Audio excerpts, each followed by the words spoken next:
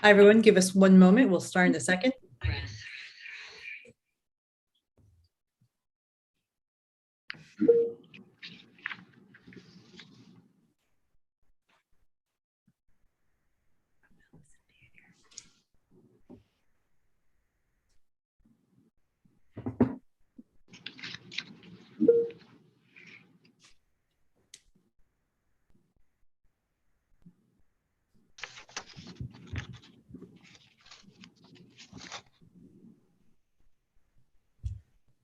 Well, thank you so much for joining us today. Hello, and thank you again.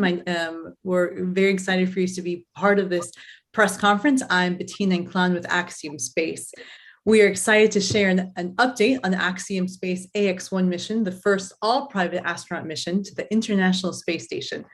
Over the next hour, we'll hear brief remarks from Axiom leadership on the goals of the mission and preparation leading to flight, from NASA on its priorities for the low Earth orbit economy and expanded research capabilities, and from SpaceX on the status of the rocket and spacecraft exactly a month out from launch. Today's speakers are Michael Suffredini, the president and CEO of Axiom Space, Michael López-Alegría, Ax-1 crew commander of Axiom Space, Christian Meander, in-space research and manufacturing Axiom Space, Kathy Leaders, Associate Administrator, Space Operations, NASA, Robin Gatens, Director of International Space Station, NASA, Phil McAllister, Director of Commercial Spaceflight Division, NASA, and Benji Reed, Director of Crew Mission Management at SpaceX. Today's press briefing takes place as dynamic international events continue to unfold.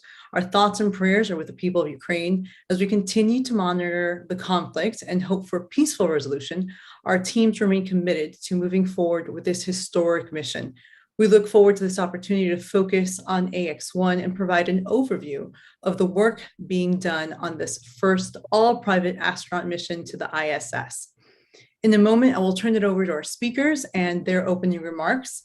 Just a few housekeepings, just following remarks, we'll open it up to questions. If you'd like to ask a question, please submit your question in the chat to the moderator. You could also raise your hand. In the chat, when you please mention your name, news outlet, and affiliation, and to whom you'd like to direct your question. Several questions have also been previously submitted online, and we'll try to get those as well. As always, with these video calls, as you know, please make sure that your mics are muted. And now we'll begin with an overview of the Ax-1 mission with Michael Suffredini, President and CEO of Axiom Space. Suff? Thank you, Bettina. Good morning, everyone. As Bettina said, this is a historical mission for two reasons, the first of which she mentioned, and that is that this is the first completely private mission to the International Space Station. There have been individuals that have flown on government flights, but never a completely private flight. So we're very excited about this being the very first one of those. In addition to that, Axiom Space was founded to build a commercial space station, the first modular launch in a little over 2 years now. But this is our very first mission of probably hundreds of missions to come over the next several decades as we build the Axiom Space Station and provide services in low Earth orbit for many decades to come. So this is very exciting for us for both of those reasons. Of course, when you look towards these kinds of missions, I've never known anyone to have really do this on their own. It's a group effort.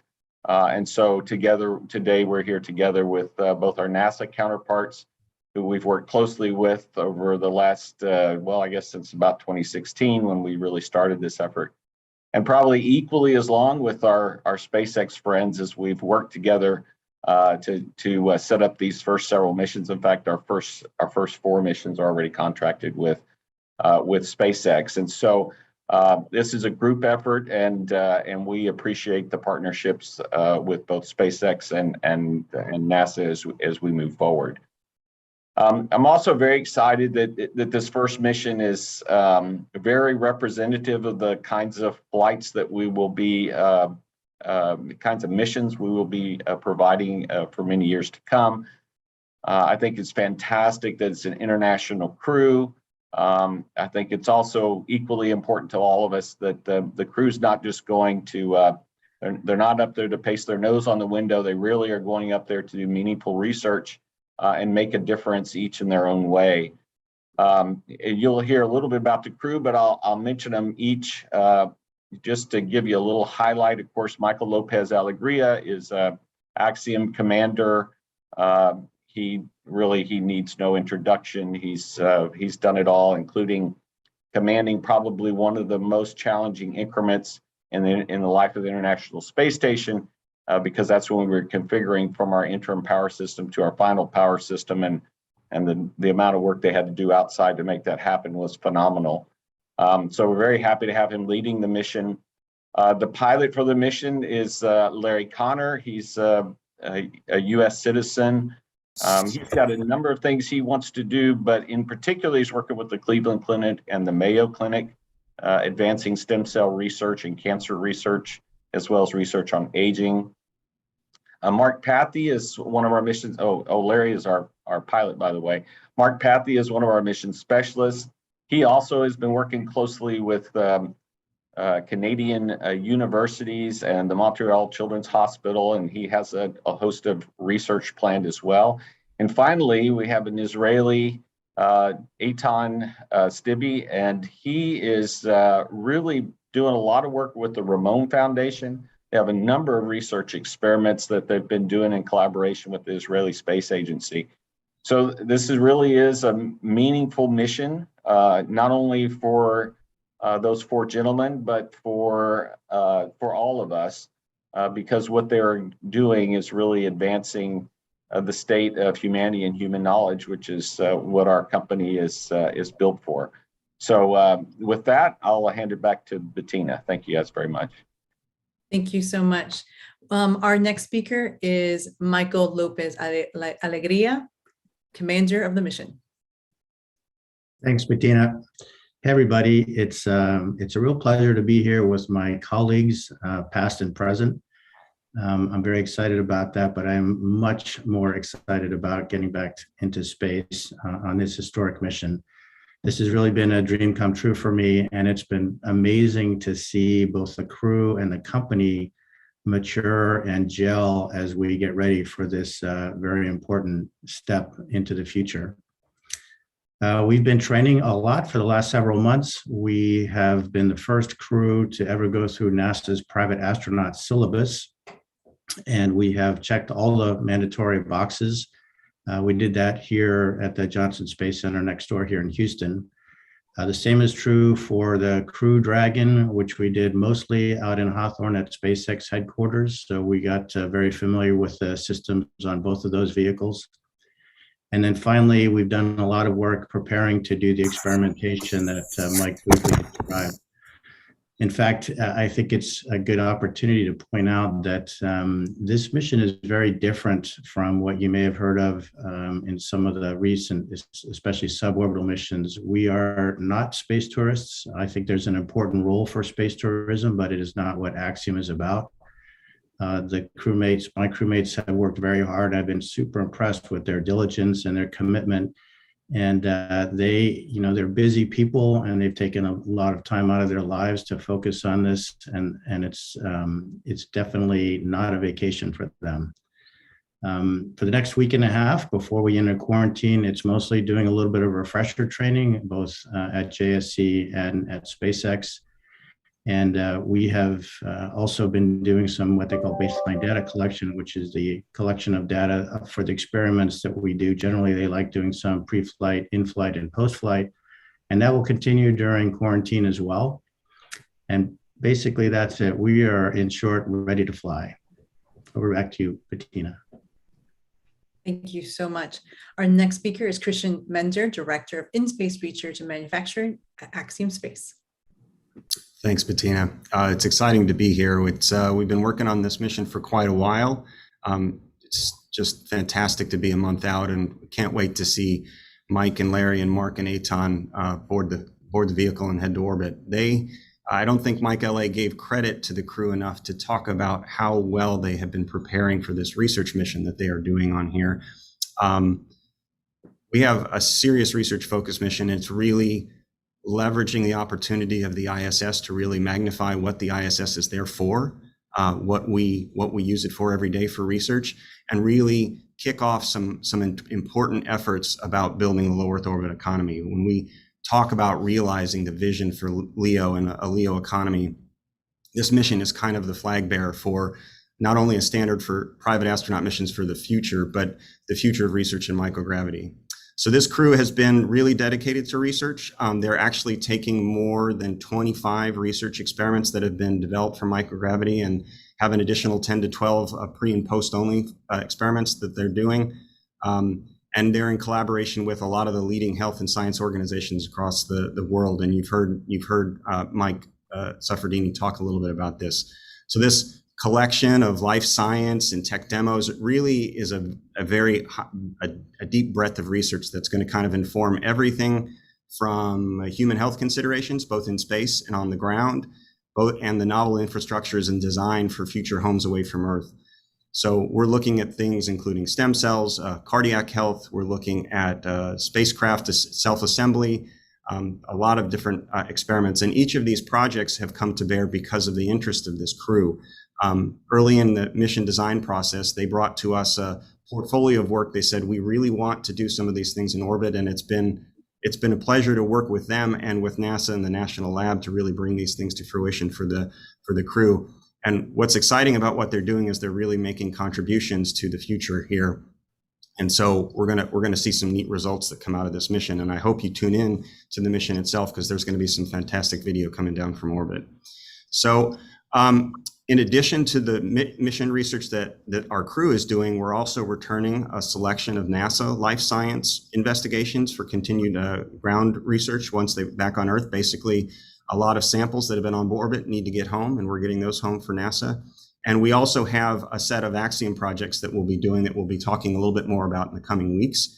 Work that we're going to be doing with first Japanese commercial space payload is flying with us. We have a project coming out of the Sanford Consortium and University of California, San Diego, a project with MIT Media Lab and Aurelia, and a project with a very well-known cloud computing platform. And so we're excited to be doing some of these things because they open the aperture for what we're doing with commercial space. So in conclusion, I would say opening this lab and opening the ISS up to new users and opportunities really is exciting, and I'm encouraged to be doing this with Axiom, and we've really appreciated our partnership with NASA and SpaceX. And so we're going to turn that back over to you, Bettina. Thank you, Christian. Next, we'll hear from Kathy Leaders, Associate Administrator, Space Operations, NASA.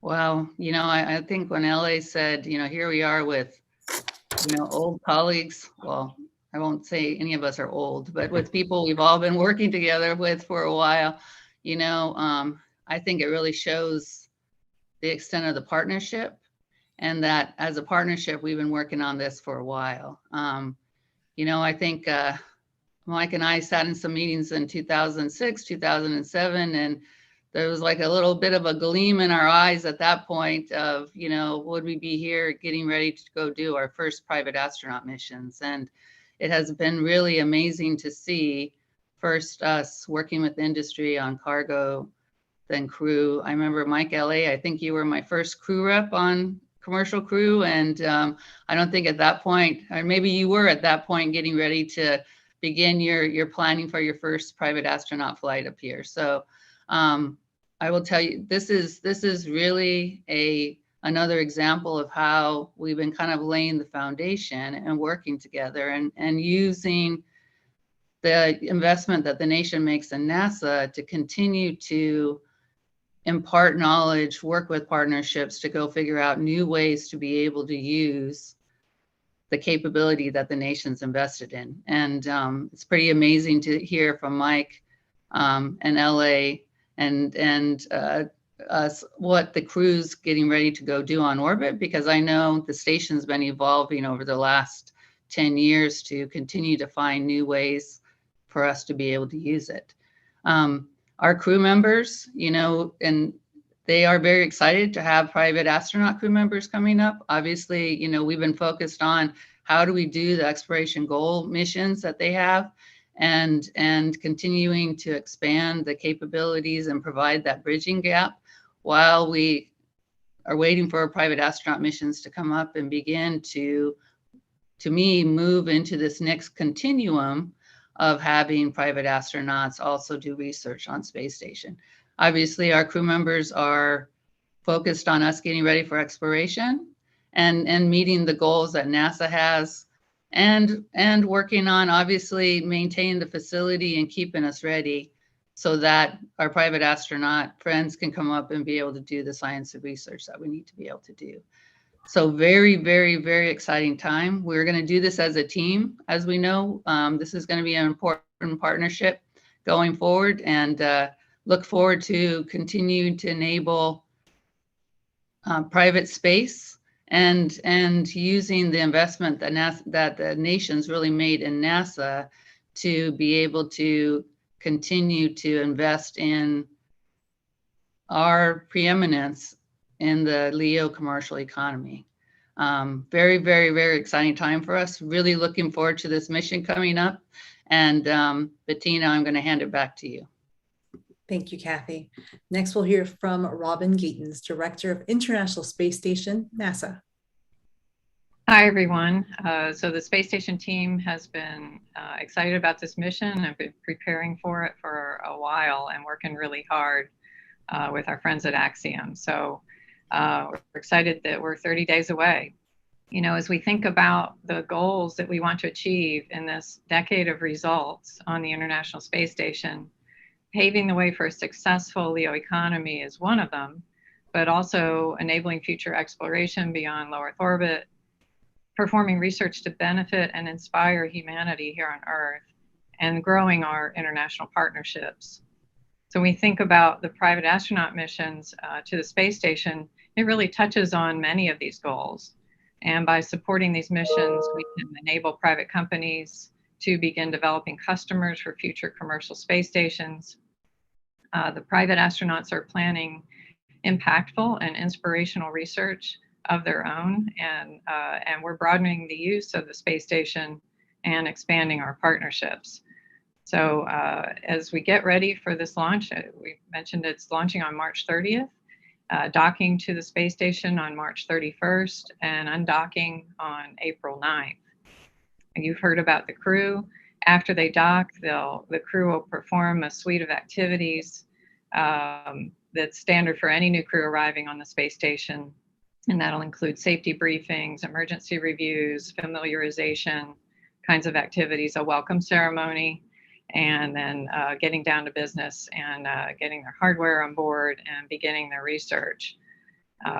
Christian talked about the research. We're happy to host 26 experiments in collaboration with the ISS National Lab. And we've been working hard to make sure those will be successful. And we're interested to see how those go and hear about those results. Lots of exciting research. And then really appreciate the Axiom mission returning some cargo for NASA. Christian mentioned some of the life science samples that we'll be bringing back. And also one of our expended nitrogen tanks. So that's going to help us out a lot because we've had a lot of, we have a lot on board the space station right now and a lot of things in storage. So bringing that home for us so it can be refurbished will be really helpful. Those are conclude my remarks. I look forward to your questions, and I'll turn it back over to Bettina. Thank you, Robin. Next, Phil McAllister, Director of Commercial Spaceflight Division, NASA. Thanks, Bettina, and welcome everybody. I think from the remarks that you've heard, it's pretty clear that the low Earth orbit economy is booming right now. There's a vast diversity of missions. You've got suborbital flights, we've got Inspiration 4 type missions, even commercial Soyuz seats, and now private astronaut missions. It's really an exciting time, and it's something that we've been working forward at NASA for many years, starting with cargo, then with crew, and now we've got private astronaut missions starting, and then hopefully soon commercial LEO destinations in the 2030 timeframe after the ISS retires. So it's really an exciting time, I have to say, both at NASA and the private sector. We're very pleased to be partnering with Axiom on this private astronaut mission. And all these missions, they kind of have their own kind of nuance. They're all unique in a variety of different ways. So I wanted to talk a little bit about roles and responsibilities. It'll look the same. If you're watching the mission, it'll be the same old Falcon 9 with the Dragon on top. So it'll look very much the same, follows the same trajectory, but behind the scenes, it will be very different. Axiom Space is really responsible for the most part for the passengers, the crew members, their safety during the ascent and the launch. That will be regulated by the FAA, as well as the return and the recovery will be also managed by Axiom Space. NASA's involvement is fairly limited, and it will be focused on the International Space Station. Once the Dragon vehicle gets close to the International Space Station, it's about a 200-kilometer range, it will enter in what we call integrated operations. Prior to that, it will be independent operations. So it will be operating very independently from NASA. But once it gets close to the ISS, then NASA has responsibility for the safety of the spacecraft, the ISS, as well as the crew members when they come. And so when they dock, they will become part of the ISS crew under the supervision of the ISS commander. And then NASA will be responsible for their health and safety while they're on orbit. So I know a lot of people are used to coming to NASA for information, and we're happy to provide some of that. But primarily, again, this is an Axiom mission, and we will be following it as we do almost all of these missions. The Dragon is very similar to the Cargo Dragon. So we will have some NASA personnel that do what we call fleet following, which means that they will be monitoring the mission real time, the mission operations. As you probably know, we have another crew mission, Crew 4, that's just a couple weeks away. So if there's anything off nominal, we want to sort of make sure that we are aware of that. And we are going to have a flight readiness review, and we'll have an after that, we'll have a press conference, but it will be a very focused flight readiness review. It won't be the typical FRR that you may be used to for a NASA mission. We're really just focused in that FRR is the ISS ready to receive this vehicle? And are we ready to go from a space station standpoint? And we won't be going through the vehicle hardware like we normally do and all those checks and analysis that we perform, as well as the Dragon. So it will be a very, very focused FRR. Again, mostly focused on, is the ISS ready? But I think as Mike said, Michael LA, we've prepared for this. We've been working for it. Axiom has done its part. The crew members have been amazing going through the training. And I think we'll be ready on the NASA side to provide the limited focused activities and resources that we will be doing.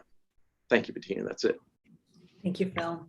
And last but not least is Benji Reed, Director of Crew Mission Management at SpaceX. Good morning. Thank you, Bettina. First of all, just got to say we are very excited about this upcoming mission. Ax-1 is the first all-private astronaut mission to the space station, and it's an honor for us to be able to participate in that and provide transportation services. On behalf of all the SpaceX team, we appreciate Axiom and allowing us this opportunity to do this, and also to NASA for giving us the destination for this partnership to proceed.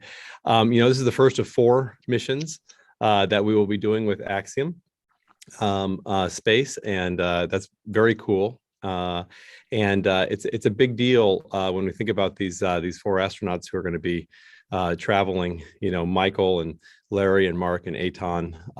We're honored that they would choose to trust us, and that their families trust us to carry them to the space station, and then about 10 days later bring them home. So first of all, those big thank yous. As I sit here, I have to admit that I think a little bit about growing up and seeing the space shuttle, and that was designed to be a vehicle that would carry people to space, carry people, cargo, equipment, and really create constant access to low Earth orbit. And it's awesome to be here thinking about the fact that here we are, right? We're doing this now. We're opening up, we as a joint team, doing all of this work to continue to open up LEO, and especially to Axiom, whose goal is to really open up low Earth orbit to everybody. We often talk about how serious we take these responsibilities. It's critical. Every day we think about, how are we making sure that we're carrying crews safely, getting the critical cargo that the crews need on orbit safely, and then of course bringing people back home to their families. It's an exciting time, and it's also a vigilant time when we have to pay close attention. Speaking of that, down at the Cape, we have our Falcon 9 rocket and also our Dragon spacecraft are coming along well. They are on track for being ready to launch here in about a month. And in fact, after we finish the final steps of refurbishment on the Dragon capsule, we'll be going into what we often call the test drive. It'll be the first time that the crew gets to get into their vehicle. Traditionally, that's more referred to as the CEIT, or the crew equipment interface test. And after that, of course, we carry on through finally integrating Dragon and the Falcon and getting them out on the pad and getting ready to launch these folks to space. I want to just again thank you for the partnership. We want to ensure that we work closely together to ensure all teams are ready to fly. There'll be another number of reviews, tests, ongoing analyses that we all do, that we do internally, that we do jointly to make sure that things are good to go. Thank you especially to NASA for all of the work that they've done and the opportunities they provided for us to grow into this industry as a team and continue to provide that exploration of space. And thank you to Axiom again. Thank you, Benji. So with that, we'll start taking questions from reporters. As a reminder, we have some questions that have come in online. You can submit your questions in the chat. And to help keep us moving along, please say if you have your mic unmuted, please say your name, affiliation, and to whom you'd like to direct your questions. A quick reminder, there is a slight delay, so give us a second when your mics are unmuted. And we'll take our first question. And if we have time, we'll do follow-ups. But our first question will come from Andrea Leinfelder with the Houston Chronicles. She submitted in the chat. She says, I'd love some color on the final preparations that will occur in Houston during the final month. Is the crew here training at the Johnson Space Center? If so, what are they doing? And what's happening in the Axiom mission control? Thanks. You want me to take that, Bettina? Yeah, I was going to suggest Mike. Go ahead. Yeah, so let me talk about the training piece, and Seth, maybe you could talk about mission control. So for training, as I said, mostly it's refresher training. We have what we call a day in the life sim coming up. We'll be doing some other refreshers on important systems like the galley and the toilet and things that are, we don't want to mess up for sure. A lot of, as I mentioned before, baseline data collection. This is where they'll be taking blood, urine, all kinds of samples in preparation for the many experiments that we're doing. And then we also have a trip planned out west to Hawthorne to do the last few simulations of launch and reentry in the SpaceX Crew Dragon simulator. And then we'll be ready for quarantine. We'll spend about half a day every day training in quarantine on many of the same things. Again, continuing with BDC, and then focusing, studying, and getting ready for launch. Stuff. Yeah, from the MCC side, actually our Mission Control Center is up and running here at our facility. It's really going to be used for flight following mode, although we have utilized it to interact with the crew on orbit already through some of our experiments we've been working on. But we will primarily operate close to NASA at MCC Houston, and we'll follow with our own mission control here. Those preparations are really done. For us, the last final items we have to take care of is getting the last few items packed to be shipped and packed on board. There's just a few items left there. But other than that, the team is ready to go and looking forward to the mission. Thank you. Our next question will come from Irene Klotz. Irene, give us a second. We'll open up the mic. Thanks, Bettina. Can you hear me? Yes. Great. Nice to see you all. My question, probably for Seth, maybe for Mike LA, did any of the training for the private astronaut mission require travel to Russia? And if so, is the situation with Ukraine affecting any of the training and travel for the Axiom 2 mission? Thank you, Irene. Hey, Irene. We did not travel to Russia. We did travel to Cologne to train in the Columbus module, and did some remote training with JAXA, but did not do any training in Russia. And I think our plan, most of our activities are concentrated on the US segment. So we would like to go visit over there. We need to be escorted. And the reason for that, more than anything, is just because of safety considerations, since we haven't had any training on the safety procedures and equipment in the Russian segment. And as for AX2, we haven't really begun training for that mission yet. So I know, obviously no impact. Thank you. Our next question comes from Eric Berger. Eric. Hi, everyone. Thank you for doing this. Now, I realize this call is about Ax-1, and I respect that, but there obviously are very serious questions about the ISS right now in light of the Russian aggression in Ukraine. I was hoping maybe Kathy or Robin could give us an update on the status of the partnership, and also, has there been any consideration to giving or having Mark Vande Hei come back on Ax-1 instead of the Soyuz? Thank you. So I'll go ahead and take that one, Eric. So right now, operations are nominal. Obviously, we're continuing to monitor the situation, but, our control centers are operating nominally together. We've gotten the support we needed. And so the team's meeting daily. We want to make sure all our folks over in Russia are operating. Everybody's okay, but we're continuing to operate nominally and do our training activities nominally. But obviously, need to continue to monitor the situation. We right now, in the same manner, are planning on Mark and are getting ready for Mark to return, and all of the normal operations are in place for that, for us to be able to go do that.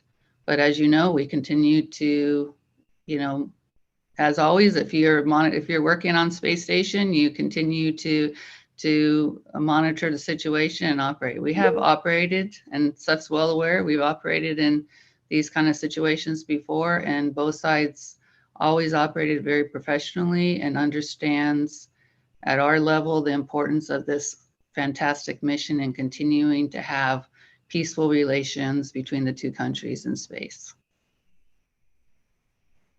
Thank you, Kathy. Our next question was sent in through the chat, and forgive me, I'm going to try to pronounce this correct. Yafit Ovadia from Aerospace correspondent for the Israeli financial newspaper. What type of effect do you believe the research conducted aboard the ISS will have on the space tech ecosystem? And this question is for Christian. Thank you. That's a great question. I think what is great about AX-1 is it's kind of a pathfinder for opportunities in low Earth orbit. And one of the things that I think is most exciting about the work that the research that we're doing is it is a continuum or a spectrum of research that leans somewhat towards exploration all the way towards fully commercial. But what we're seeing with this early research is an opportunity to start looking at modern tools for assessing health in space. We're flying a number of different instruments that are going to be checked out. There are going to be some interesting questions answered around not just human health, but in space, but also human health on the ground.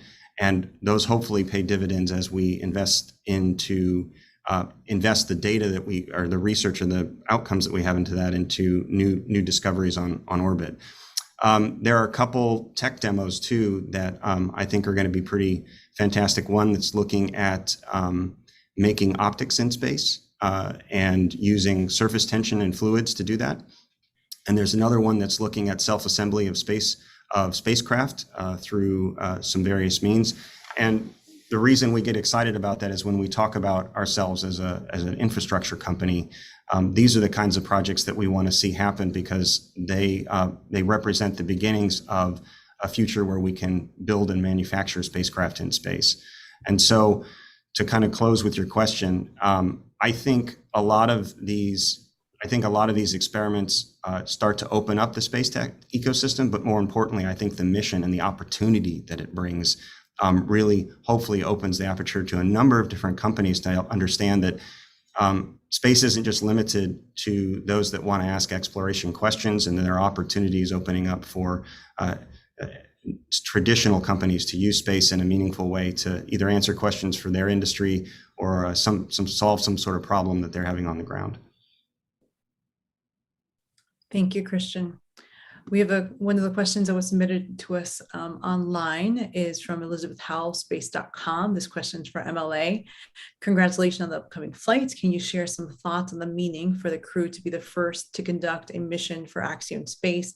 Any plans you might have to commemorate that milestone in space, such as flying any special items or performing any special activities? Well, thanks for the question, Elizabeth, and for the congratulations as well. It means a lot. You know, this is, as has been said many times, the first fully private mission to the ISS. And with that, you know, we feel like we're going to be standard bearers. We really want to set the bar very, very high. We're very cognizant that we will be guests aboard the ISS. I myself, when I was commander, received a guest crew as a space shuttle at the time, but we know how that can be disruptive. And so we're super sensitive to that. And we think that's a very good example to be setting for future crews.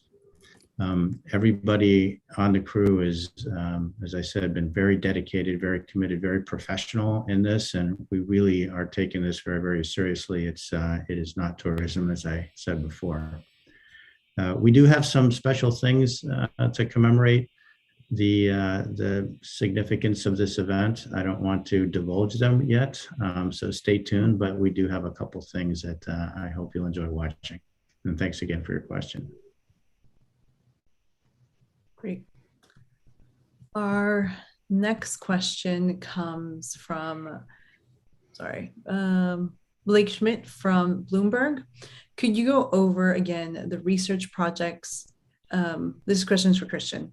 And can you give any more details on each of those? And I will say, Blake, we will be providing a press release in the future with more details. A lot of the science will be happening on the mission, so stay tuned for that. But Christian? I'm sure I can recap what we've already talked about from the crew with Eitan and what he's doing with the Ramon Foundation, Israeli Space Agency. It is a wide array of research, both tech demos and life science work. Mark is doing a lot of life science and human research with his collaborators in some of the Canadian universities and the Canadian Space Agency, Leap Biosystems, and the Montreal Children's Hospital. And then Larry has got some really focused research from Mayo Clinic and Cleveland Clinic, looking at a couple things. One is spine and brain health. Another project is looking at the behavior of cardiac stem cells, and then also looking at what is called a senescent cell, or cells that have a role in aging in your body. And all of those are being done in orbit in a way that lets us look at the cell response. And so Larry will be actually growing some stem cells in space. Now, beyond that, we have some projects that Axiom is doing that I mentioned before. We're working with a company called JAMS in Japan to fly a photocatalyst device that works on odor removal in space, and it uses a very low power and uses a different system than traditionally used, and we're going to test that in orbit. We have a project with a Sanford consortium where we're flying some tumor organoids, looking at their behavior, and we're going to be using a fluorescent microscope on orbit to understand some of the activation that's happening inside those cells along the way. We have a project, a couple other projects that I can't completely mention yet because we'll be talking about them. But one is, I've already mentioned, is a self-assembling spacecraft technology that comes out of MIT Media Lab and a spinoff called Aurelia.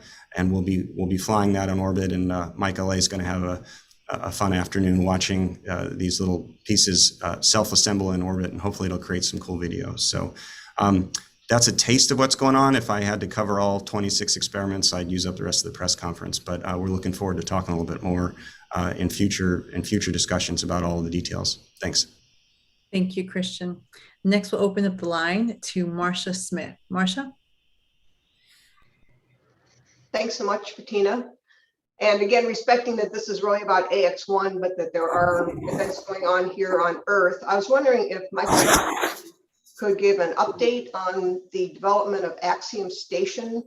And just in case agreement cannot be reached to extend ISS to 2030, is there a way to accelerate its development and shorten the amount of time it needs to be attached to ISS so it can become a free-flying commercial station?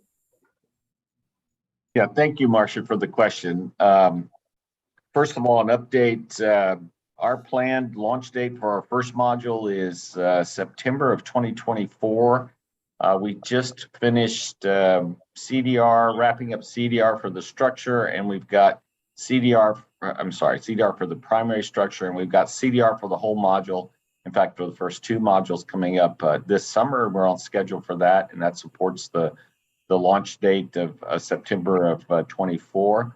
About 6 months later, a second module launches. It's very similar to the first. They look like, if you're a station person, they basically look like extended nodes, if you will.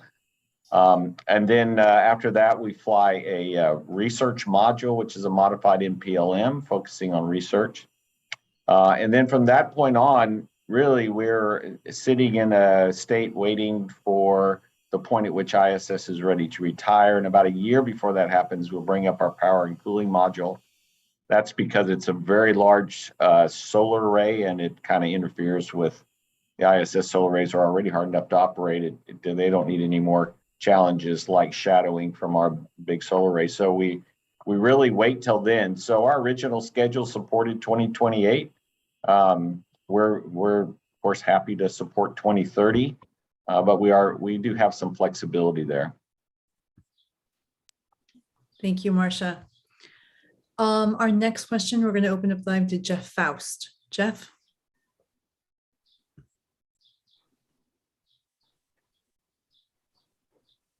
Okay, can you hear me? Yes. Thank you, All Jeff. right. Yeah, question probably for Benji, since you've got Crew 4 coming not long after Ax-1, how late could you still launch Ax-1 and keep Crew 4 on track for mid-April?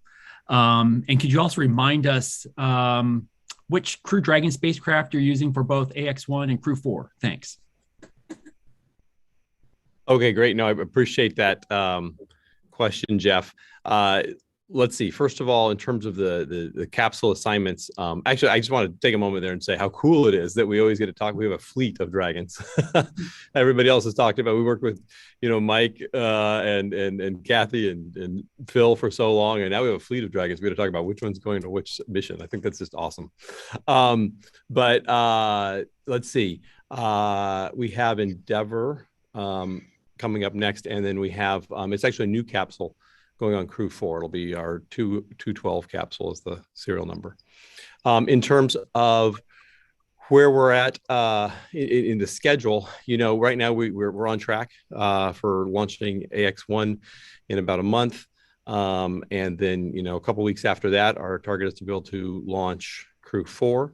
There is margin in both of those schedules. I think we could, if we needed to, I think Ax-1 could move a little bit. We hope it doesn't. And I don't foresee right now, knock on wood, that there's a reason that it would move. But if it does, it probably would be within, days, the kind of measured in days kinds of thing. And then it comes to Crew 4, similarly, right? We're on track. The crews are doing great. Training is going well. That vehicle preparation, both vehicles, Dragon and Falcon, are on track. And so I really think that we've got the margin that we need if there's a little bit of wiggle room, and be able to continue to launch, because it's exciting. We get to make sure we're, taking Axiom up and bringing them home in 10 days, and then Crew 4 goes up, and then we have to be ready for, even looking forward into the fall for Crew 5. Thank you, Benji. We have a question from Javier Gregori from Cadena SER, the largest radio station in Spain.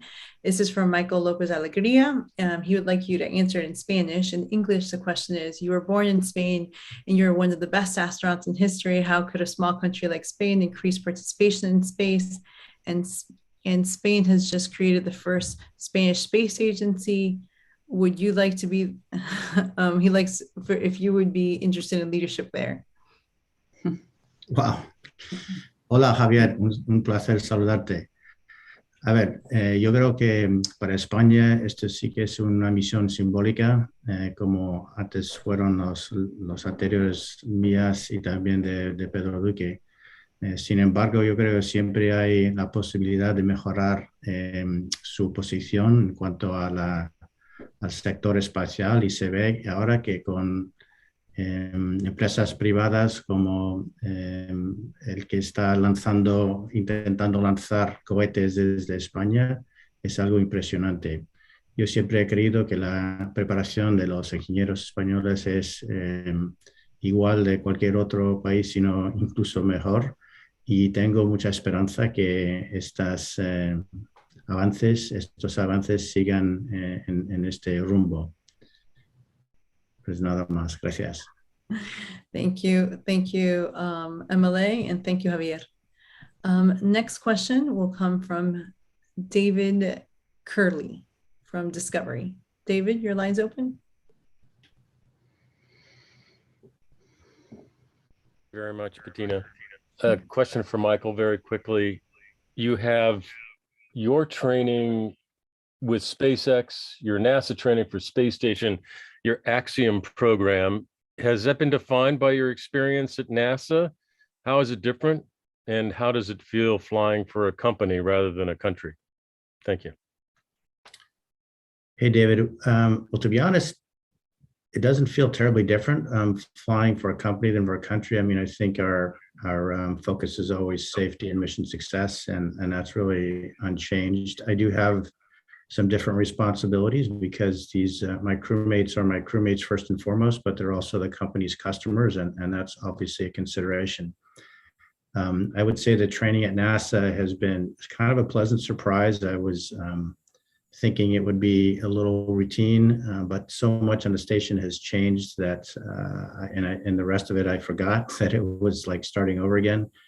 And boy, SpaceX training in the Crew Dragon is an amazing vehicle. It's very exciting to see how they've integrated the technology, that we sort of band-aided together a bit in the space shuttle by adding portable computers, all integrated beautifully into a cockpit that's super clean and just a pleasure to work in. So yeah, the training for me, and especially for my crew, for whom this is obviously brand new in every sense, we're just like kids in a candy store. It's been great. Thank you. Our next question comes from Omer Azrang, GLZ Radio in Israel. This one's for you again, for Michael, to MLA. Can you put your finger on the main goal for this mission? Well, I would be remiss if I didn't say that the main goal is to complete it safely. I think we all sort of assume that will be the case, and we're doing everything to make that possible. That's with our colleagues at NASA, SpaceX, of course, within Axiom. But more, maybe to answer your question, I think we are, as I said before, really trying to set the bar high for future private astronaut missions to the International Space Station. And we have a very ambitious timeline filled with a lot of experimentation and also a lot of outreach to educational organizations all over the world. And I think if we can get through all of that and make our ISS hosts want us to come back, I think that would be a win. Thank you. Next, we'll open up the line to Tim Fernholz from Quartz. Tim? Hello, thank you for taking my question. I'm curious to ask another question about the research and how the projects were selected. Obviously, some are Axiom projects, but for the projects chosen by the spaceflight participants themselves, were those projects that were already in the National Lab pipeline, or were they projects that were just not even being considered for space research until the astronauts approached the sponsoring organizations? I guess I'm just curious how you sort of went about making sure you're bringing the most important research to space for this mission. And also curious if you can say what share of the mission experiments are for Axiom and what share are brought up by the spaceflight participants. Thank you. Let's see. Thank you, Tim. I'll take that. I'll answer the last question first. And I think I would say about 10% of the content is Axiom related, and the other 90 is crew related. In terms of how the research was selected, each crew member brought a slightly different approach. Eitan Stibe worked with the Ramon Foundation in Israel, and the Ramon Foundation actually put out a call for novel and new research. Some of the content came in was, I would say, revisions or iterations on things that had been done in the past, and some of it was completely new. And then those projects were reviewed and selected. Axiom was part of that to provide feedback on the feasibility and those kinds of things. And they were ultimately selected, and then funding was secured, and we went off to go get those developed and ready to fly.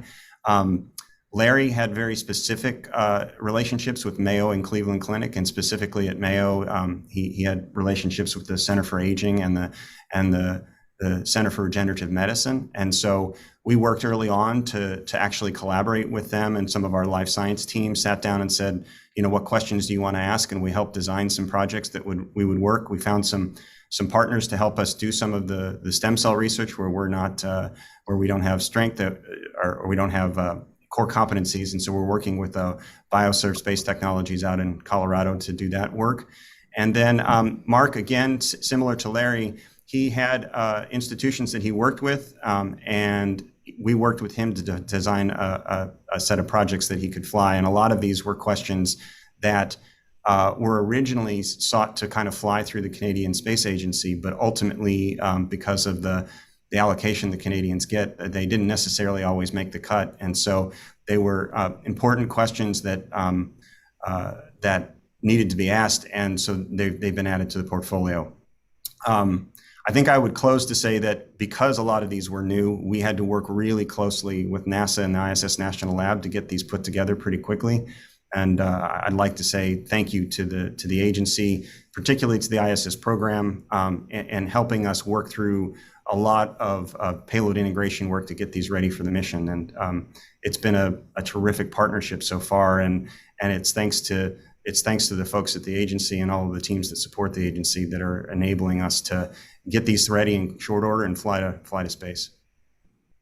Thank you, Christian. And our last question will come from Micah Miedenberg from the Wall Street Journal. Hello. Can you hear me? Hi, Micah. Yes. Hi. Good morning. I'd like to ask another broader question, if I may. Kathy, I wanted to make sure I understand. Does NASA have any backup plans in place to potentially boost the ISS or carry out other services that are currently handled by your Russian partners? Could you describe those plans if so? And if not, do you think NASA needs to articulate those sorts of plans in light of Russia's invasion of Ukraine? Thank you. So Micah, I just, the one thing I want to make sure everybody on the call gets is we are not getting any indications at a working level that our counterparts are not committed to ongoing operation of the International Space Station. We as a team are operating just like we were operating 3 weeks ago. So I just, the teams, our flight controllers are still talking together. Our teams are still talking together. We're still doing training together. We're still working together. Obviously, we understand the global situation where it is, but as a joint team, these teams are operating together. That said, we always look for how do we get more operational flexibility, and our cargo providers are looking at how do we add different capabilities. We'd had Northrop Grumman has been offering up a reboost capability, and our SpaceX folks are looking at, can we have additional capability? That to me is, we've been looking at that more from an operational flexibility perspective. Currently, there is no plan. It would be very difficult for us to be operating on our own. The ISS is an international partnership that was created as an international partnership with joint dependencies, which is what makes it such an amazing program. It's a place where we live and operate in space in a peaceful manner. That's really a model for us to be operating in the future. And I actually feel like this is a good message for us that we are operating peacefully in space now and moving forward. Obviously, we have to begin to and as a team, we are looking at where we may have operational flexibilities, but Micah, it would be a sad day. It would be a sad day for international operations if we can't continue to peacefully operate in space. And as a team, we are doing that. Thank you, Kathy. And with that, our hour has come to a close. I'm going to turn it over to Michael Suffredini, CEO and President of Axiom, for some closing remarks. Well, first, thank all of you for your questions and your interest in our mission. We're very, very excited about this first flight. It has huge meaning, as we mentioned before, to us, and I believe also it has worldwide implications, given that these flights for us are really precursor missions for learning how to operate in space, particularly with with the international partners. Because really we have to operate together while we're attached. And so these missions give us a chance to practice that at a smaller scale, so that when our space station shows up, we kind of figured out how to do this. So to us, these are all steps towards a bigger space station. And with that, when you think about it that way, it's just a very, very exciting time for us. Once again, I want to thank both NASA and SpaceX. They have been just fantastic to work with. This is a very, very challenging thing to do. It's made easy it's made to look easy by both NASA and SpaceX. But I can tell you that's furthest from the truth. And we're just very excited to be doing this with them. So again, thank you all very much. And we're looking forward to the launch here in about 30 days. And thank you so much, Mike. And that's all the time we have today. Thank you so much for joining us. I know that we had lots of questions and we couldn't get to all of them. So we appreciate your patience during this time. And please send us your follow-up questions to media@axiomspace.com, and we'll try our best to respond to them. We encourage you to follow the mission at axiomspace.com and on social media with the hashtag AX1. As a reminder, media credentialing is closed for foreign nationals, but it's still open for US-based media until March 14th. Please email media@axiomspace.com for details on credentialing. We encourage everyone, including badge holders, to secure credentialing to ensure you have access to all events.